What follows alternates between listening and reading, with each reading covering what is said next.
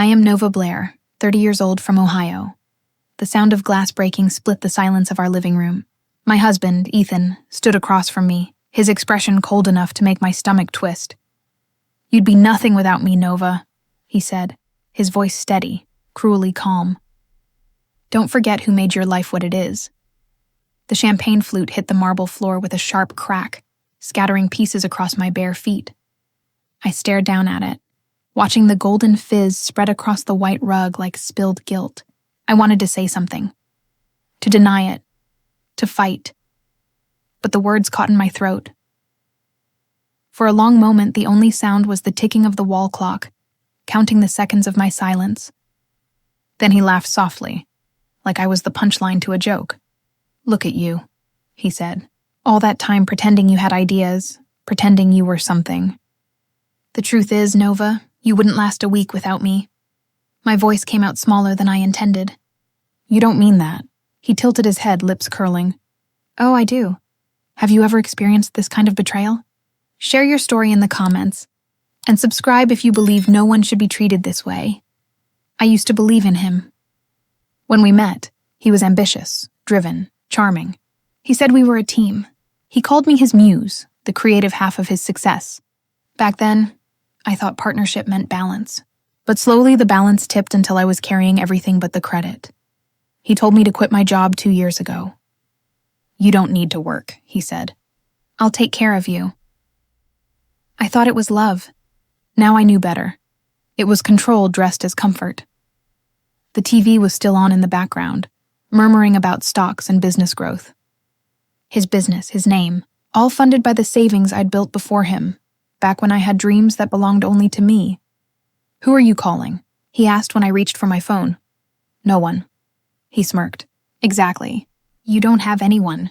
You've spent years in my world, Nova. You don't exist outside of it." That was the moment I realized he was right. Because he had made it so. He had slowly cut the strings that tied me to my old life. My best friend stopped calling after too many canceled plans. My parents lived hours away. I hadn't spoken to my sister in months. The realization didn't break me. It hardened me. "I want you out," I said, my voice trembling but steadying with every word. He laughed, the sound sharp and cruel. "This house is mine. You couldn't survive a week without me." Something inside me shifted. "Watch me," I whispered. For the first time, his smirk faltered. Just for a second. Then he grabbed his jacket and headed for the door. "You'll come crawling back," he said without turning around. "You always do." The door slammed. The echo lingered like smoke. I stood there, surrounded by everything I used to think meant success. The expensive rug, the designer couch, the cold emptiness of a house that wasn't a home. My reflection shimmered in the fragments of broken glass. It looked unfamiliar. My hands shook as I bent down to pick up the pieces. One by one, I dropped them into the trash, watching my old life cut away. By the time I threw the last shard, I wasn't shaking anymore. That night, I packed a single suitcase. I didn't take much, just some clothes, my laptop, and an old leather notebook from design school. It was filled with sketches of the fashion line I'd once dreamed of launching. Ethan used to laugh when he saw it. "Cute hobby," he'd say. "Not anymore." When the sun rose, I left the house quietly. I didn't look back. My new apartment downtown was small, with peeling paint and the faint smell of coffee from the cafe below. It was noisy, imperfect, alive. Everything my old life wasn't. I set up my laptop on a chipped wooden table and opened a blank document. For the first time in years, I felt both terrified and free. I created a new email, novablairedesigns@agmail.com. Then I opened my sketchbook and began to draw. At first, my hand trembled. The lines were uneven, but with each stroke, the rhythm returned. By afternoon, I had finished my first design, a logo, clean and simple. Nova Designs. I stared at it for a long time, tears burning behind my eyes. It wasn't just a logo, it was a declaration. That night, I lay on the mattress, exhaustion pressing down on me, but there was no fear, only resolve. Ethan's words echoed again. "You'd be nothing without me." I smiled in the dark. Then I'll be everything in spite of you. For the first time, I felt something stronger than love or hate. I felt purpose. The woman he said couldn't survive without him had just begun to live. The truth is, Ethan's cruelty didn't appear overnight. It grew quietly, like mold under perfect light. When Nova looked back on their years together, she could see every red flag clearly now. Each small injustice disguised as love. Each apology that was really a warning. In the beginning, he had been charming in all the right ways. He'd text her good morning before her alarm, send flowers to her office, and show up at her design exhibitions just to brag. That's my wife. It felt like a dream then. But dreams, she learned, had a habit of turning on you. It started with suggestions. Why don't you take a break from work? You're overworked. Then requests. You don't really need to go to that meeting, do you? I'll handle it. And eventually, orders. Stay home, Nova. You're better off out of the way. Each time she said yes, she lost a piece of herself. He had once promised her a studio space. A real one, with your name on the door. She had believed him. Instead, he turned that space into an office for his growing consulting firm, painting over her dreams with his logo. When she protested, he wrapped an arm around her and smiled. You'll thank me later. Art's not a career, babe, it's a hobby. Let me handle the real work. She laughed back then, uncomfortable but unwilling to argue. She'd grown up watching her parents fight over money. She thought peace was better than pride, but peace built on silence doesn't last. It cracks quietly before it shatters. Nova remembered the first time she realized she was trapped. It was the day she tried to buy a new sketch tablet. The card declined. Ethan, she said gently when he got home, there's a problem with our account. He didn't even look up from his phone. There's no problem. I moved the funds into the business account. You don't need to worry about that stuff. I needed it for work. Work? He looked up then, smiling, but his eyes weren't kind. What work, Nova? That night she cried in the shower so he wouldn't hear her. Months turned into years. She got used to asking for permission. Permission to see her parents. Permission to spend. Permission to breathe. Every decision had to pass through him first, like she was an employee waiting for approval. The world she'd built before him slowly disappeared. Her friends, her career, her confidence. Even the way she dressed changed. He preferred her classy, which meant quiet colors and modest lines, invisible enough not to distract. When people complimented her on social media, on her style, her smile, he would say, I taught her that. She let him. Because fighting back meant another argument, another night of cold silence. One night, her old college friend Lacey called. Nova, I haven't heard from you in months. How are you? Nova hesitated. Busy, she said. Busy doing what? Before she could answer, Ethan walked into the room. He looked at her phone, his brow tightening. Who's that? Lacey. He smiled, but there was a flicker of annoyance behind his eyes. Tell her you'll call her later. We're about to eat. When she didn't move fast enough, his voice sharpened. Now, Nova. She hung up, whispering an apology. That was the last time Lacey ever called. Her mother used to tell her, love isn't supposed to make you small. But Nova had convinced herself that patience was strength. That endurance was love. She started keeping a notebook again, tiny notes of things she couldn't say out loud. He moved the money again. Told me I looked tired when I smiled. Said I shouldn't wear red. It's too loud. She wrote these details down not as evidence, but as survival. Every sentence was a reminder that she wasn't crazy. Sometimes Ethan would still act like the man she fell for. He'd bring home dinner, kiss her forehead, tell her she was beautiful. But those moments always came after a storm, a way to reset the board so she'd play again. Once she asked him, Do you ever miss the old us? He looked at her like the question was naive. The old us didn't have money. I prefer this version. Nova forced a smile, but something inside her broke quietly that night. It wasn't the first crack, but it was the deepest. One afternoon, she visited the old cafe where she used to sketch. The owner, a gray-haired woman named June, recognized her instantly. Nova Blaire, June said warmly. You used to sit right there by the window with your sketchbook. What happened to you? Nova smiled faintly. Life. June poured her a cup of coffee and leaned in. Don't let life stop you from being yourself. The words lingered long after Nova left. She wrote them on the first page of her notebook when she got home. That night, she confronted Ethan, not with anger, but with exhaustion. I miss who I used to be. He didn't look up from his laptop. Then go find her, he said dryly. Just don't expect me to wait around. It should have hurt. Instead, it freed her. That was the first night she slept without crying. The first night she dreamed of color again. She didn't know it yet, but the years of silence were ending. The woman she'd buried under compromise was clawing her way back to the surface, stronger than ever. And the man who thought he'd broken her would soon learn what survival really looked like. I didn't realize how long I had been pretending until the day the pretending stopped working. For years, I'd convinced myself that keeping the peace meant keeping the marriage. But peace, I learned, can turn into a prison when only one person gets to define it. It was a Thursday.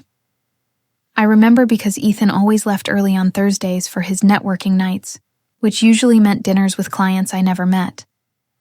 I'd spent the morning cleaning because that's what he liked. Order.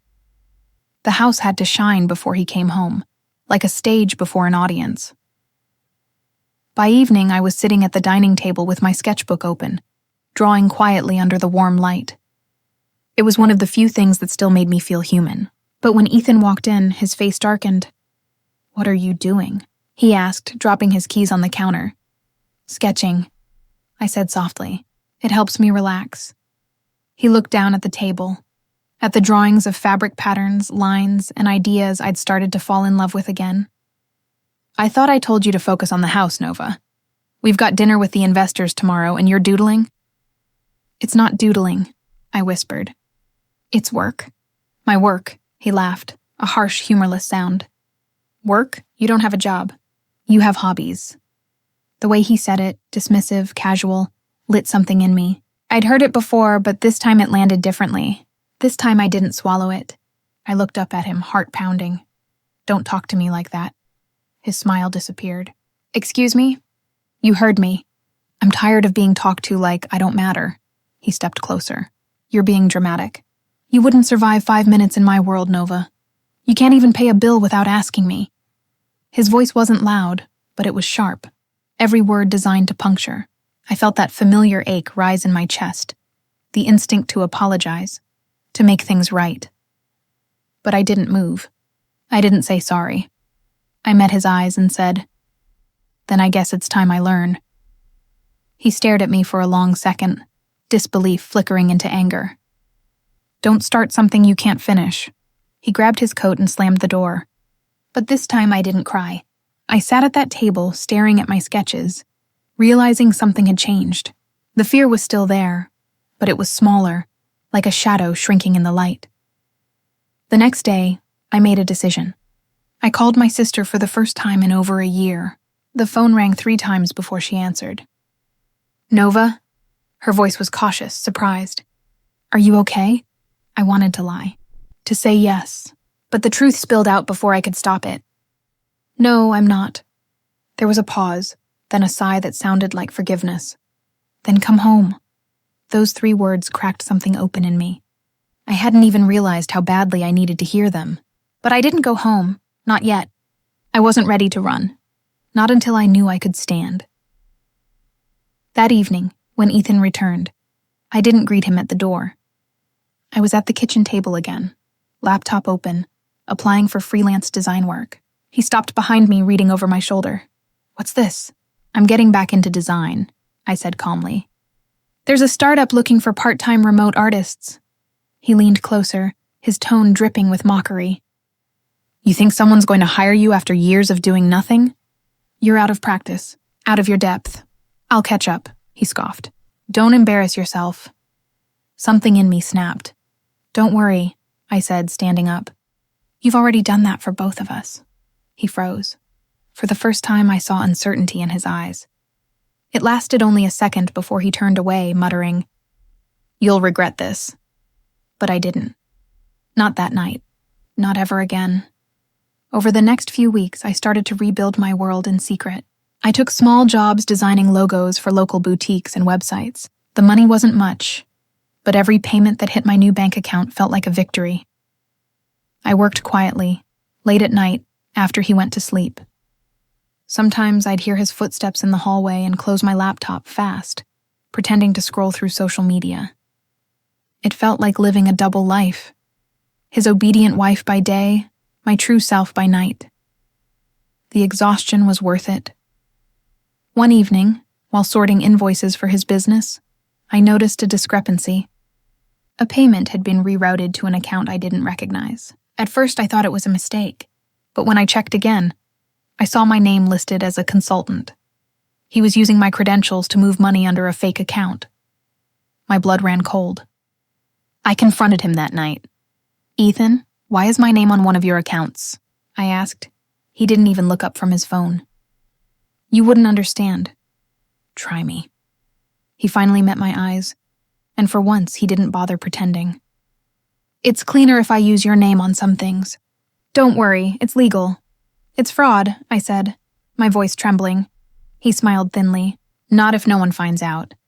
And that was it, the breaking point. Not the insults, not the manipulation, but the realization that he was willing to drag me down with him if it meant saving himself. That night, I packed a second bag. This one wasn't for leaving quietly, it was for preparing. I gathered documents, receipts, emails, anything that tied me to his company. For the first time, I wasn't afraid. I was calculating. When I looked in the mirror before bed, I didn't see the woman he'd tried to erase. I saw someone new, someone dangerous. "I'm done," I whispered to my reflection. "You won't see me coming," and deep down, I knew I meant it, because the moment I stopped fearing Ethan Blaire was the moment he stopped winning. The days after the confrontation felt like walking through fog. I woke up each morning in the same house, under the same roof as Ethan, but something inside me had shifted permanently. The silence between us wasn't just cold, it was poisonous. He barely spoke to me now, except for clipped sentences about bills, appearances, and dinner reservations. But even his silence was strategic, meant to remind me that I was alone. Every time he walked past me, phone glued to his ear, talking to clients or investors, I could hear the unspoken words, "You need me." I stopped believing them. I started spending more time in the guest room. It had once been my studio before he turned it into storage space for his files. Now it was my sanctuary again. I cleared out boxes and set up my laptop on an old folding table. The Wi-Fi connection was weak there, but I didn't care. It was the only place where his presence couldn't suffocate me. That's where I spent my nights working, designing quietly, one logo at a time, one invoice at a time. Each small job I completed added a few dollars to the hidden account I'd opened. Each dollar meant freedom, even if it was still months away. But freedom wasn't easy to chase in a cage that looked like luxury. The isolation crept in slowly. My phone barely buzzed. Lacey, my old friend, had moved to another state. My parents called sometimes, but I kept the conversation short, smiling, lying, pretending everything was fine. It was easier than explaining the truth. How do you tell people you love that the person you married had turned your world into a performance? At night, when Ethan went out for work, I'd sit on the couch with my sketchbook in my lap, the TV muted.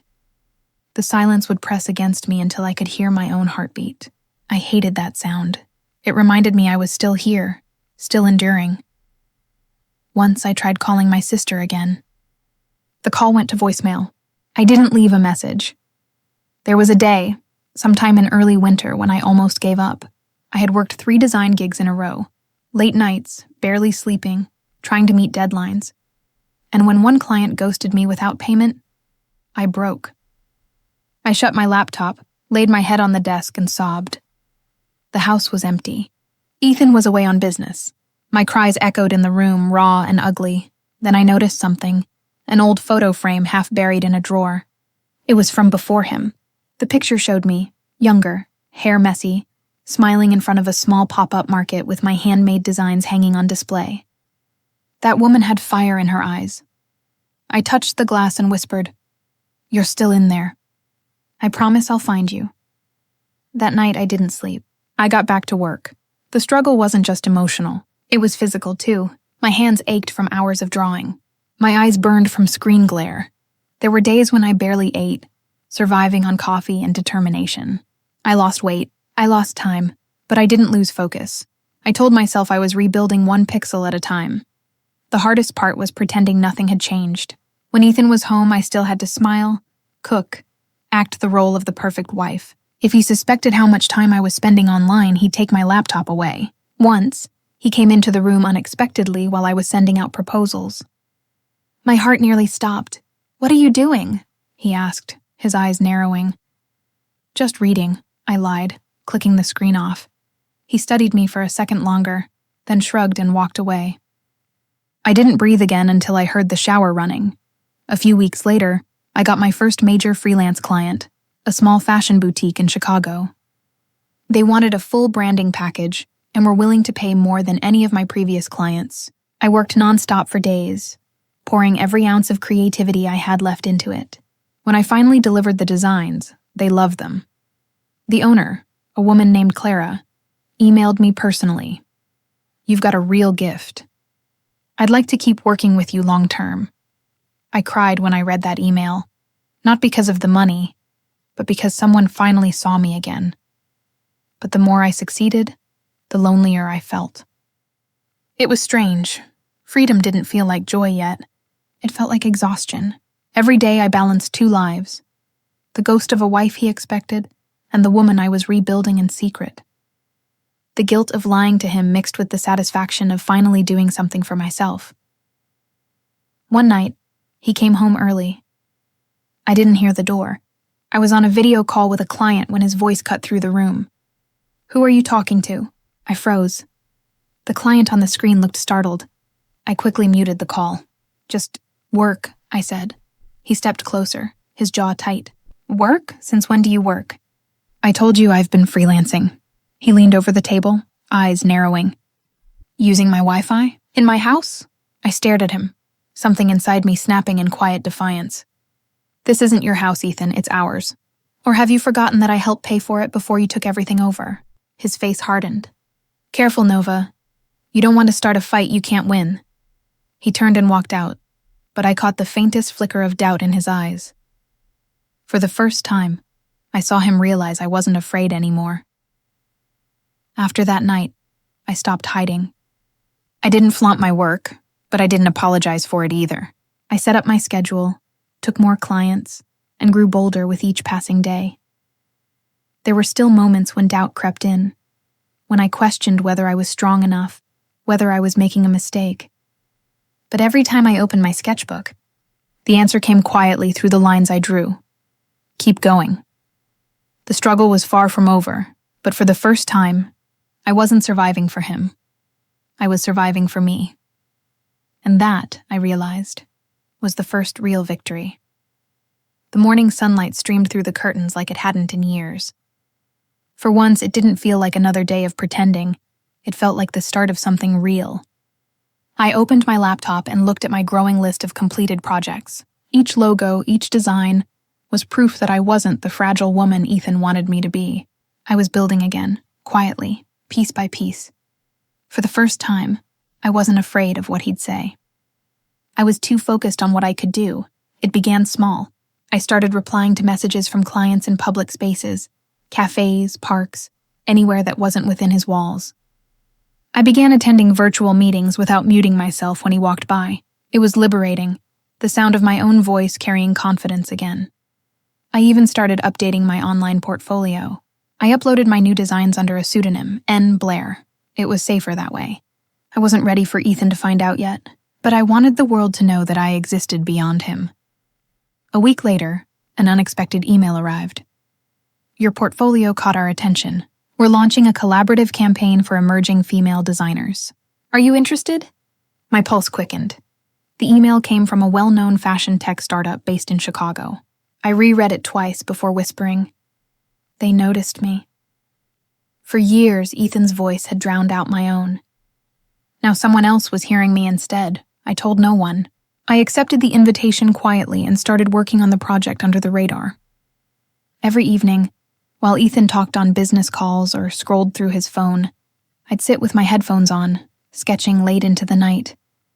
One evening, he glanced at me. "You've been on that laptop a lot lately. What's going on?" I looked up calmly. "I'm working," he frowned. "On what?" "Designs," he chuckled. "Still clinging to that fantasy?" I didn't respond.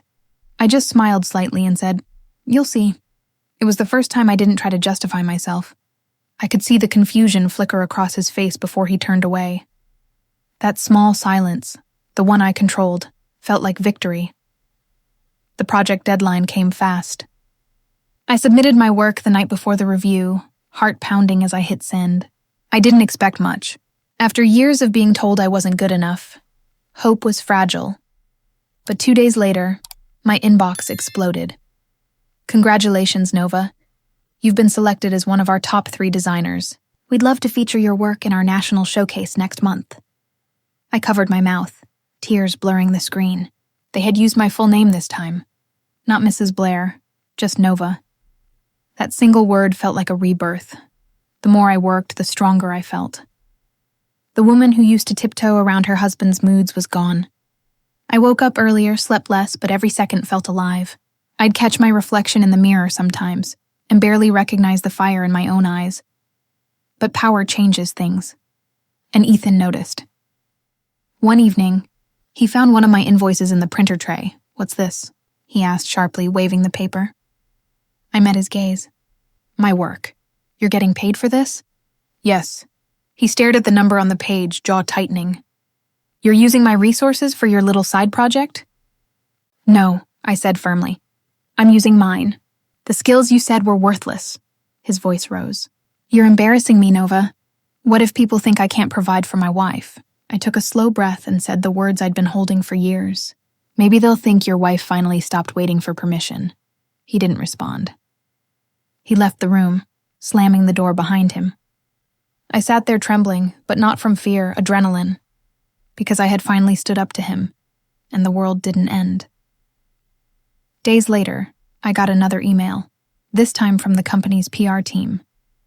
They wanted me to speak on a virtual panel for women in business. I hesitated before saying yes.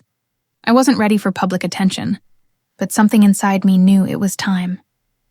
The event was scheduled for a Thursday evening, the same night Ethan usually left for his networking dinners.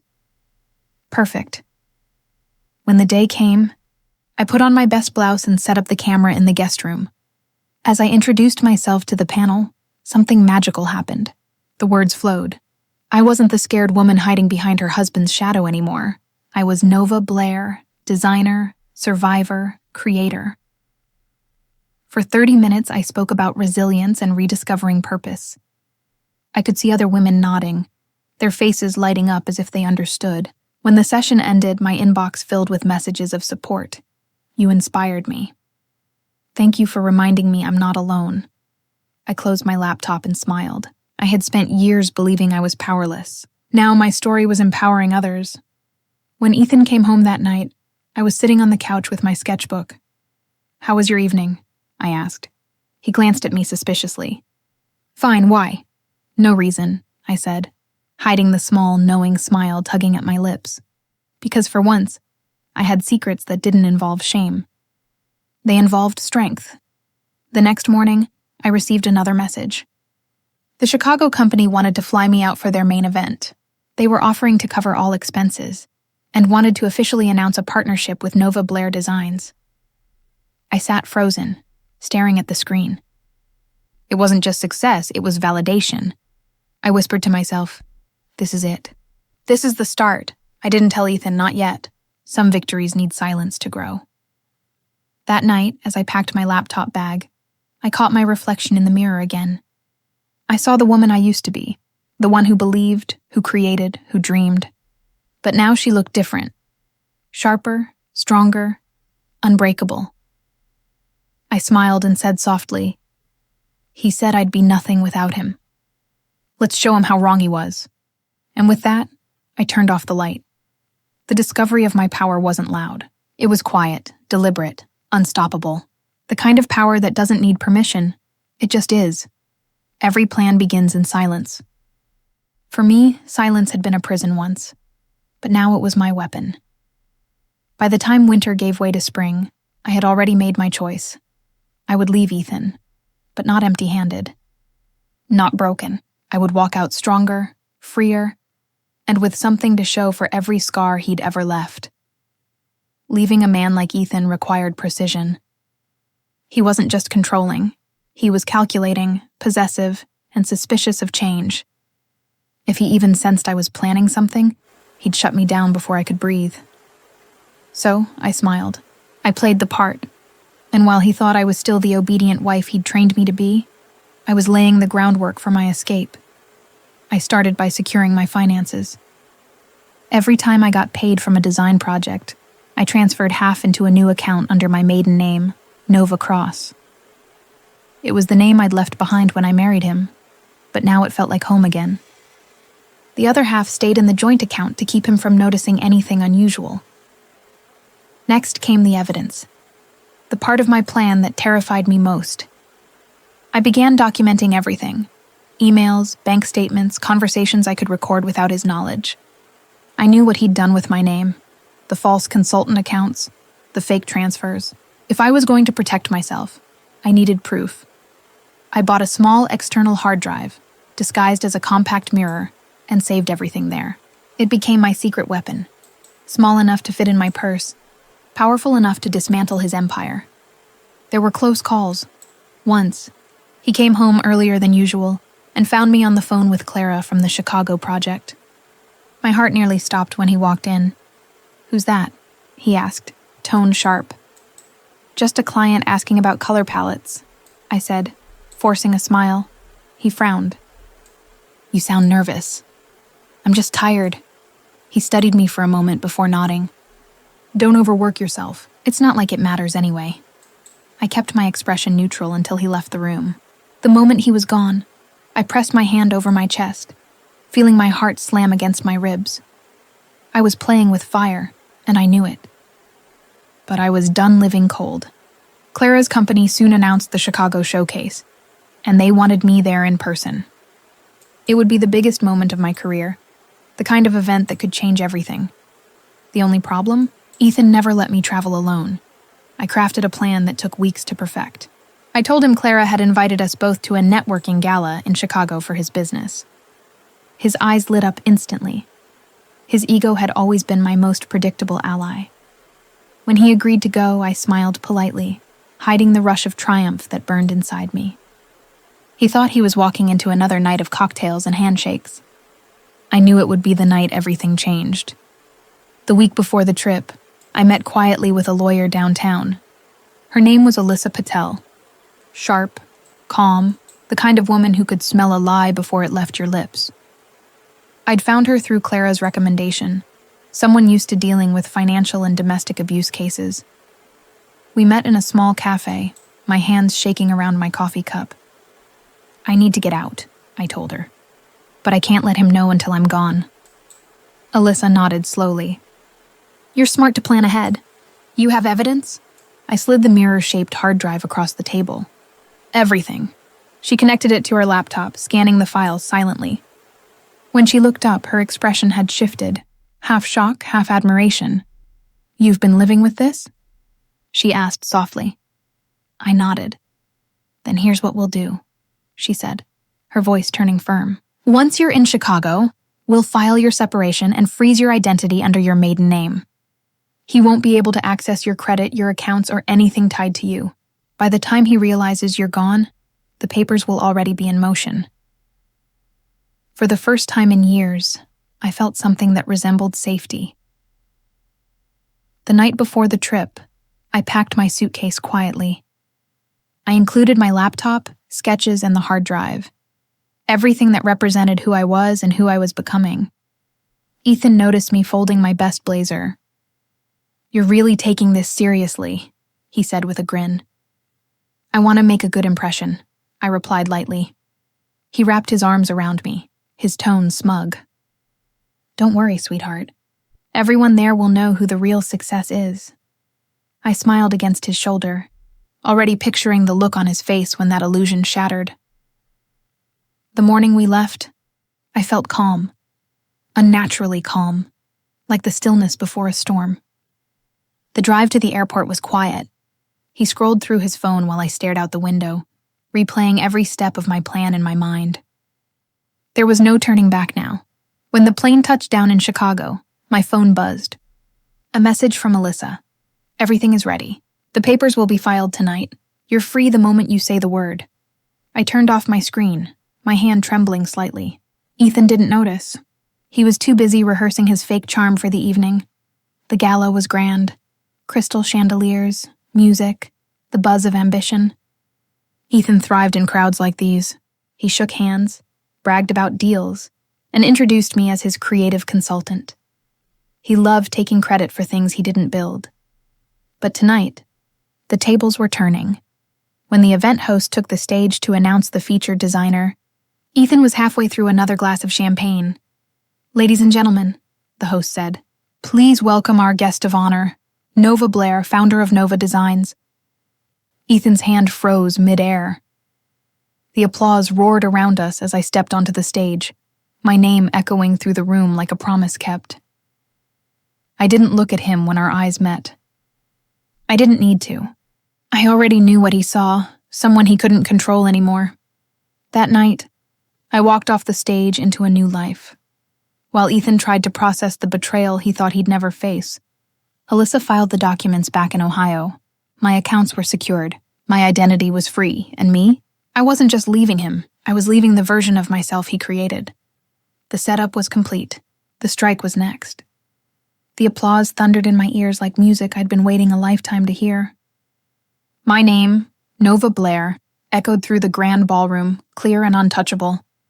The lights were blinding, cameras flashing, people smiling as they clapped for me, not for Ethan, not for Mrs. Blaire, but for me. When I stepped off that stage, my heels clicked against the marble floor like punctuation marks at the end of a sentence I'd spent years writing in silence. Ethan didn't move. He just stared at me from across the room, the smile on his face frozen, brittle. He looked like a man who'd just watched the ground vanish beneath his feet. I could feel his eyes burning holes in me as reporters surrounded the stage, asking for quotes and photos. But I didn't flinch. I smiled for the cameras and said the one line I'd rehearsed in my head for months. Success doesn't belong to those who take. It belongs to those who create. When the crowd began to thin, I walked toward him. His jaw was tight, his champagne glass untouched. "What the hell was that?" he hissed under his breath. "That," I said evenly, "was my work. My name, my success." "You used our name," he spat. I tilted my head. "Our name stopped meaning anything the day you used mine for fraud." His face went pale. "You don't know what you're talking about." "Oh, I do," I said, leaning closer. "And so does my lawyer." For the first time, I saw something in his eyes that I'd never seen before. Fear. I left him standing there while I mingled with other designers and executives, pretending to sip champagne. My phone buzzed in my hand. A message from Alyssa. "It's done. He's locked out. Bank accounts frozen. His fraudulent files are under investigation." My fingers trembled as I typed back. "Thank you." Then I turned and looked at Ethan across the room, still trying to smile at people who were now congratulating me. He didn't know it yet, but by the time the night ended, his empire would start crumbling. By midnight, the gala was winding down. I slipped out early, careful not to draw attention. I had one more thing to do. Outside, the Chicago air was cold and sharp, but I barely felt it. I called Alyssa. "Everything okay?" she asked. "Yes," I said quietly. "It's better than okay," she hesitated. "You did it, Nova. You actually did it. Are you sure you're ready for what comes next?" I looked back at the glowing hotel behind me, the reflection of chandeliers sparkling against the glass. I've been ready for years. Ethan confronted me in our suite later that night. The door slammed so hard the frame shook. "Do you have any idea what you've done?" he shouted. "Yes," I said, unzipping my gown and hanging it neatly on a chair. "I've reclaimed my life." He paced like a caged animal. "You humiliated me in front of everyone. You made me look like some accessory." I met his glare. "Now you know how it feels." He took a step closer, lowering his voice to a dangerous calm. You think you can survive this? Everything you have, the car, the house, the business, it's tied to me. I smiled faintly. Not anymore, he frowned. What do you mean? You'll find out tomorrow, I said, when you check your accounts. For a split second, he looked confused. Then realization dawned. His face twisted. I warned you, I interrupted. You built everything on lies, Ethan. And you built some of it on my name. Now the truth belongs to me. He lunged forward, voice rising. You'll regret this. I didn't flinch. I already regret staying this long. I slept peacefully that night for the first time in years. By morning, Ethan's empire was cracking. His company email was suspended, his accounts frozen, his so-called business partners pulling out one by one. The financial fraud investigation had officially begun, with the documentation I'd gathered as evidence. I didn't gloat. I didn't smile. I just watched quietly from my laptop as the dominoes fell. When he called, I let it ring. When he texted, I didn't read. And when his lawyer tried to contact mine, Alyssa simply said, My client has no comment. For the first time, I had the power, and I didn't need to use it to hurt him. I just needed to stop letting him use it to hurt me. 2 days later, I received a call from the Chicago company's director. Nova, she said, her voice glowing with excitement. Your designs are going viral. Every publication wants to feature your story. You've inspired so many women already. I smiled softly. Thank you. We'd love to offer you a full-time creative director position, she added. I paused, feeling the world tilt into focus. I'd love that. When I returned to Ohio a week later, I didn't go home. I went to the new studio space I'd rented downtown. The walls were white. The air smelled of paint and coffee, and light poured in through the tall windows. On the glass door, I placed the new decal myself. Nova Designs. The reflection of my name shimmered in the sunlight. I sat at my desk, opened my laptop, and began drafting a press release. Not about revenge, about rebirth. After years of silence, I finally chose to create the life I wanted instead of waiting for permission to live it. That was my statement. That was my truth. A week later, I saw Ethan's face on the local news. He was being questioned about his business's suspicious activity. He looked smaller on the screen, stripped of his arrogance. I didn't smile. I didn't celebrate. I just turned off the TV and whispered, "It's over." Because revenge wasn't about destruction. It was about closure. And I had finally found mine. That night, as I sat in my studio with the city lights twinkling outside, I wrote the first line of my next collection. For every woman who was told she'd be nothing without him. This one's for you. The strike was complete. The revenge wasn't rage. It was resurrection. The world has a way of finding out the truth, especially when you stop hiding it. By the time spring turned to summer, my story was no longer a secret whispered between friends. It was a headline. Ohio designer exposes husband's fraud. Launches empowerment brand. The first article appeared online 2 weeks after the Chicago Gala. I hadn't spoken publicly about Ethan's crimes, but the investigation spoke loudly enough. Reporters found the trail of deceit he'd left behind, and now the world was following it straight to his doorstep. I was sitting in my new studio when Clara burst through the door, her phone in hand. "Nova, you've gone viral!" she shouted. I blinked. "What?" She turned the screen toward me. There I was, on the homepage of a major fashion site, smiling on the stage in Chicago. Below my photo, bold text read, "From control to creativity, Nova Blaire's unbreakable rise." I scrolled through the article, my throat tightening. They'd written about my designs, my advocacy for women in business, and, delicately, about the abusive relationship I'd escaped. Clara's eyes glimmered. "They're calling you the face of freedom, Nova. This is huge." For a moment, I couldn't speak. I had dreamed of being recognized for my work, not my pain. But somehow, the two had fused into something powerful. My story was no longer just mine. It was a spark for others. Meanwhile, Ethan's empire was imploding. His company's board had suspended him pending investigation. Clients were pulling out. Investors were demanding refunds. I didn't need to dig for updates. They found me. News notifications buzzed every few hours. Local. Entrepreneur faces allegations of financial misconduct. Former partner alleges identity theft in marriage. Every article painted the same picture. A man who built his empire on deceit. Alyssa called one morning with a tone that was equal parts satisfaction and professionalism. "It's over," she said. "The authorities have enough to proceed with formal charges. You'll receive confirmation soon." I exhaled slowly. "Thank you," she hesitated. "How do you feel?" I looked around my studio. Sketches pinned to the walls, fabrics folded neatly on the table, the morning sun catching the gold lettering of Nova Designs on the door. "Free," I said simply. "I feel free."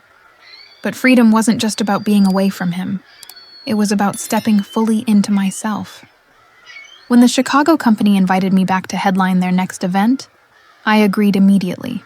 This time, I wasn't hiding. The night of the event, I wore a gown I designed myself, deep emerald silk that shimmered like strength. As I stood backstage, I caught sight of my reflection and smiled. This was the woman Ethan tried to erase, and she had come back stronger. When I took the stage, the applause felt different. It wasn't just admiration, it was recognition. I spoke not just about art, but about reclaiming one's voice. "When someone tries to silence you," I said into the microphone, "remember that silence is only power if you choose when to use it." The room went still. I saw women in the audience nodding, eyes glistening. The moment didn't need to be loud, it just needed to be true. Later that week, Ethan called me for the first time since everything fell apart. I almost didn't answer, but curiosity got the better of me. "Nova," his voice cracked. "They're freezing everything. I have nothing left." I closed my eyes. "You had everything once, Ethan. You just didn't know how to keep it." He sighed, a sound between anger and regret. "I didn't think you'd actually do it." "I didn't think I would either," I admitted softly. "But you gave me no choice." Silence hung between us. Then he said bitterly, "You ruined me." I took a breath. "No, Ethan, you ruined yourself. I just stopped saving you." I hung up before he could respond. Days turned into weeks, and my story kept spreading. I started receiving letters from women across the country, artists, mothers, survivors, each one telling me how my story had given them courage. One letter stood out. "You don't know me, but your story made me leave the man who told me I was worthless. I walked out last night. I'm terrified, but I'm free," I cried when I read it, because that's when I realized. My revenge had evolved into something bigger than me. It wasn't about punishing Ethan anymore. It was about showing others that freedom was possible. By autumn, Nova Designs had its first fashion line, the Phoenix Collection. Each piece represented transformation, soft fabrics layered with bold lines, every seam stitched with defiance and grace. When the collection launched, the same publications that once called me the betrayed wife now called me the visionary designer. It was poetic. Poetic in the way life rarely is, but sometimes dares to be when you fight hard enough. One evening, I returned to my studio late and found a small envelope slipped under the door. No name, just my address. Inside was a note in Ethan's handwriting. "You won. I hope you're happy." I stared at the paper for a long time before folding it and tossing it into the trash. I wasn't happy because I'd won. I was happy because I'd finally stopped playing his game. The next day, I stood before my team, 6 women who had joined my brand because they believed in what it stood for. "From now on," I told them, "we build a future that doesn't need revenge to exist, just courage." They applauded, some with tears in their eyes. And I knew then that this, not revenge, not headlines, was the real victory. That night, as I watched the city lights flicker outside my window, I whispered to myself, "You said I'd be nothing without you. But now, you're the one fading into nothing." The reckoning wasn't just his downfall. It was my awakening. The noise of the world eventually faded. Reporters stopped calling. The court dates passed. and Ethan's name became just another forgotten scandal buried under fresher news. But mine stayed. Nova Blaire, the designer who turned pain into power, the woman who built beauty out of betrayal. Still, when the noise faded, silence returned. And that silence, for a while, terrified me. Because when you've lived in constant battle, peace can feel unfamiliar. It can even feel wrong. The first few weeks after the final verdict were quiet. Ethan was found guilty of multiple counts of fraud and given a suspended sentence with restitution payments. It wasn't the kind of punishment I'd imagined in my darkest moments. But it was justice, and that was enough. Alyssa called me the morning after the sentencing. "It's officially over," she said. "He can't contact you, can't touch your assets, and his business license is revoked." I closed my eyes, breathing in that word. Over.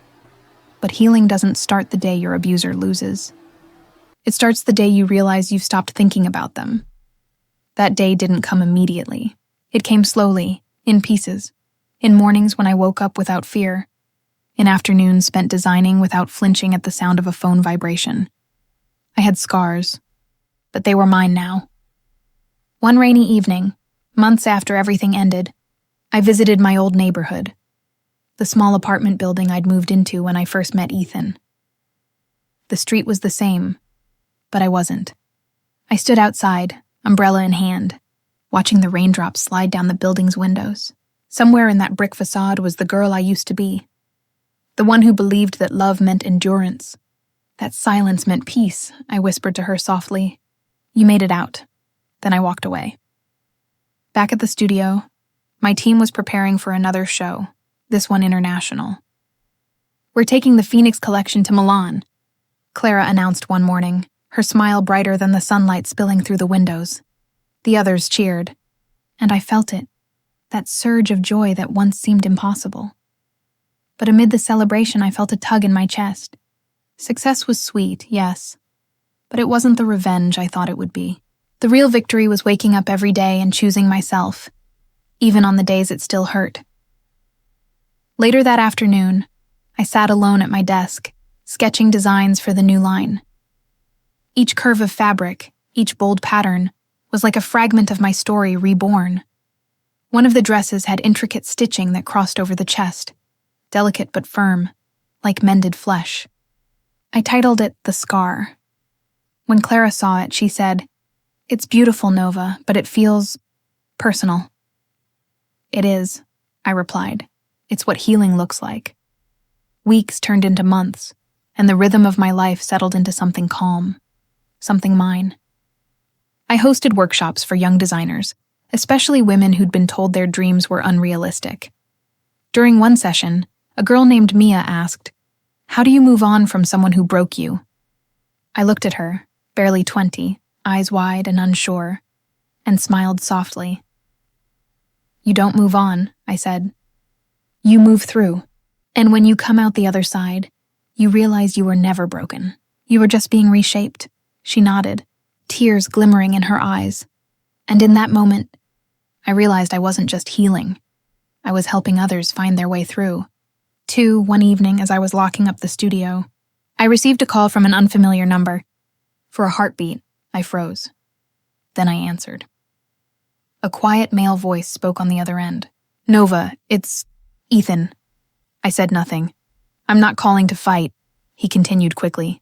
"I just wanted to say, I saw the article about your brand. You're doing well."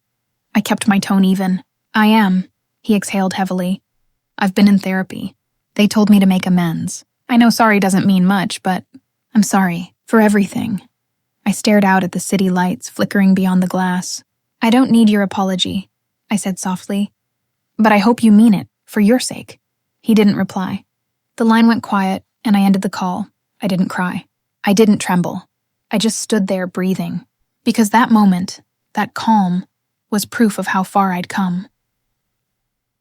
The next morning, I walked into my studio early, before anyone else arrived. The sunlight streamed through the windows, warm and forgiving. On the table was a sample piece from the new collection, a flowing white gown embroidered with silver threads. I traced my fingers over it, remembering how much I used to associate white with fragility. Now it meant freedom, I whispered to the empty room. You said I'd be nothing without you. But look at me now. I'm everything I was meant to be. And for the first time, I truly believed it. That night, I stood on the rooftop of my apartment building, watching the city hum below. The air was cool, the stars faint but steady. My life wasn't perfect. My scars hadn't vanished, but they'd stopped bleeding. They'd become part of my strength. Healing isn't about forgetting. It's about remembering without the pain. I thought about the women who'd written to me, about the lives that might be different, because I spoke up. And I realized that my story, messy, painful, beautiful, had become something bigger than me. The morning of the Milan show began with sunlight spilling across the hotel room floor, soft and golden. Nova stood before the mirror, fastening the final button on her tailored white blazer. Her reflection stared back, calm, grounded, unrecognizable from the woman she once was. She breathed in deeply. No more running, no more proving. Today wasn't about revenge, success, or survival. Today was about peace. Backstage at the fashion hall, her team buzzed with nervous excitement. Rows of models stood ready, dressed in shimmering fabrics that told silent stories. Strength, renewal, freedom. The Phoenix collection had evolved since its first launch, but its heartbeat was still the same. Clara rushed over, headset tilted. Nova, the press wants a final quote before the show starts. Do you want to say something? Nova smiled, tucking a stray strand of hair behind her ear. Yes, tell them this. When you stop needing permission to exist, you finally start living. Clara's grin widened. That's perfect. Nova turned to the runway entrance, her pulse steady. Somewhere out there were hundreds of people waiting to see her vision, her truth, unfold. When the first model stepped onto the runway, the audience fell silent. The lights glowed warm gold as the music began, a slow, steady rhythm that felt like a heartbeat.